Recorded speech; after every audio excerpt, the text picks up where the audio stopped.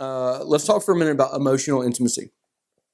I feel like, and certainly let's jump back and kind of play back and forth all of each other. I feel like this area of intimacy is so overlooked. Mm-hmm. It is so neglected. Most of the time, the church pushes this spiritual intimacy with marriages where it's like, hey, you need to pray together, you need to go to church together, you need to be a part of this thing together. And the culture pushes physical intimacy. Mm-hmm. That it pushes you to sex. And so the church is saying pray more, the culture is saying have more sex, and this will fix your marriage. When the reality is, I think you look at where affairs start, you look at where distance creeps in. I think it almost always starts emotionally there. And so this is kind of this forgotten intimacy almost, if you will. So I think it's easy to neglect because in order for you to share emotional intimacy, you have to be engaged and vulnerable and interested. Mm-hmm. Honestly, like it's much easier to check a box. It's much easier to go, oh yeah, we'll pray together before we go to bed. Right. Or yeah, sex is easy, or prayer is easy, or whatever. But like this takes work, this takes engagement, and they all take work, but this takes a special level of engagement. So let's talk for a minute about some roadblocks. Like what, or even before we get there, like what do we mean by emotional intimacy? What does that look like? Yeah, I think emotional intimacy is really just having like a genuine concern and care for somebody, especially for your husband or for your wife. And it is work. You have to set things aside and you have to be intentional about it.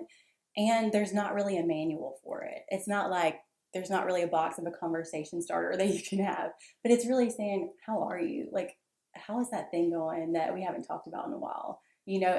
And putting the kids to bed early one night and saying, let's just not turn on the TV. Let's just talk. Like, how are you doing? Mm.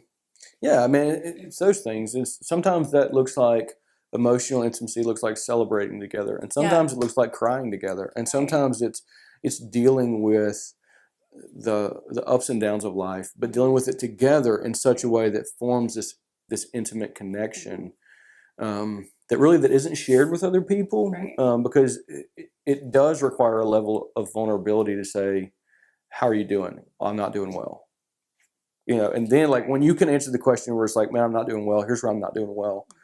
Then you're kind of hitting that intimacy, and it's not always not doing well. We don't want to set that up where it's like you're always doing bad, but it's being able to be vulnerable there. And sometimes that can be hard if you've kind of gotten yourself into a rut. It can be kind of hard to like spark that emotional intimacy again sometimes because of that lack of maintenance, and you're like, oh, it's kind of going to be kind of awkward. Where do we even start? You know? Right. So some roadblocks to emotional intimacy, like some things that that stall you out here, I think are scars, like Megan's saying, of things from the past where we've wounded each other and we haven't dealt with it. We haven't reset. We haven't forgiven each other. There has been no repentance. It's just kind of water under the bridge, and we just kind of scar over and get over it.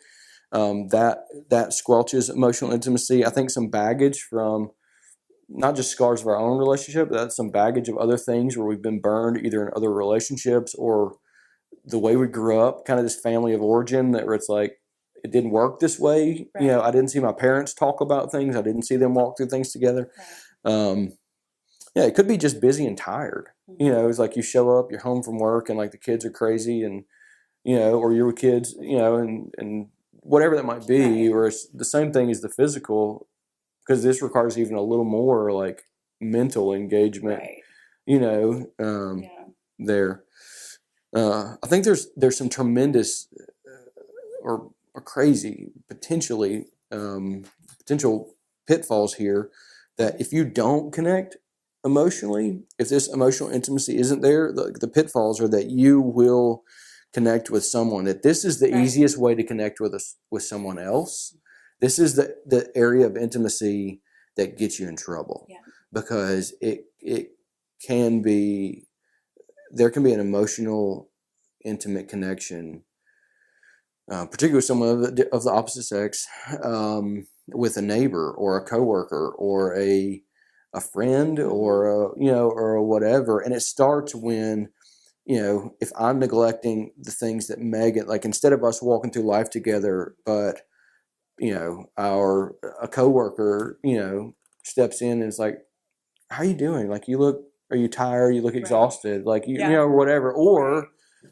man, you look nice today, you know, or whatever it might be. Like in that can kind of forge this intimate connection, and like the more that builds, the more it builds this emotional intimacy, and then the jump from emotional intimacy to physical intimacy, that wall is pretty low. Right. It's much lower than the jump from no intimacy to physical intimacy. Mm-hmm. So I think there's a huge pitfall there. So um, so what does this look like? Like, what does thriving look like here? How do we know we're doing well? Or what does it look like? What does doing well look like for us? Mm-hmm. I feel like just making the point to just say, how are you? You know, I feel like if you have a genuine concern for your spouse, like it's going to show, and it'll be reciprocated. It'll probably be reciprocated. What would you say? I mean, I feel like a lot of that is just talking, you know, and listening. Listening is probably even bigger than talking. You know, you're really wanting to be a Well, good it's like listener. this is where most relationships start, is with this emotional Right. intimacy.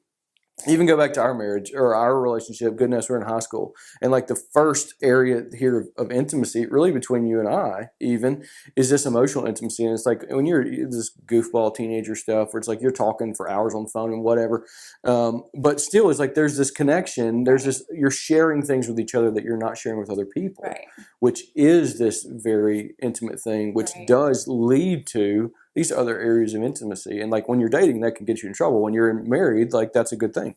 And it's not to say that you can't have, you know, emotional connections with other people, like some good girlfriends or some buddies from church or wherever, your mama, whoever you like to call and talk about, you know, things that are going on in your life. But I think that don't talk about my mama now. I mean, but you know, I think it is really good to share those really special things with your husband or with your wife, and just to have that connection there. Yeah.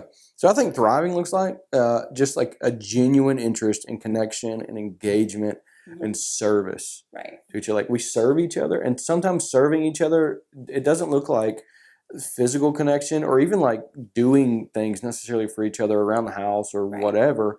Sometimes it looks like, hey, let's sit down, turn everything off. How are you doing? What's going on? Yeah, just like that, and to choose to love each other in this particular area. Yeah, I think it's such like a massively significant part of intimacy that does bleed over both ways. It very much bleeds over into physical. It very much bleeds over into spiritual. And if this one is dry, the other ones probably are too. That's exactly what I was going to say. Yeah.